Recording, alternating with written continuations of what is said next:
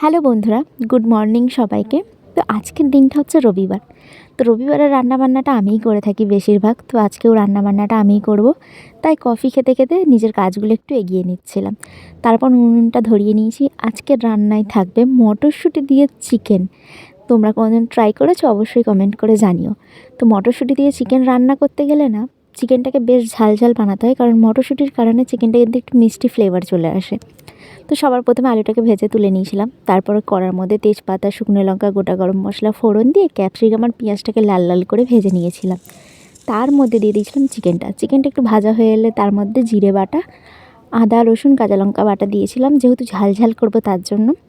তো এখানে খুব ভালো করে কষিয়ে নেওয়ার পরে দিয়ে দিয়েছিলাম আমি মটরশুঁটিটা। তারপরে যা যা মশলা থাকে, নুন, হলুদ, লঙ্কার গুঁড়ো আর টমেটো কুচি দিয়ে আমি খুব ভালো করে মাংসটাকে কষিয়ে নিয়েছিলাম। আর এর মধ্যে দিয়ে দিয়েছিলাম আলুটা, কারণ আজকের মাংসটা হবে একদম কষা কষা। তো এইভাবে কষা কষা করে মাংসটা রান্না করেছিলাম। আর তার মধ্যে দিয়েছিলাম একটু বেশি পরিমাণে তেল। লাস্টে গরম মশলা দিয়ে নামিয়ে দিয়েছি। কেমন হয়েছে জানি।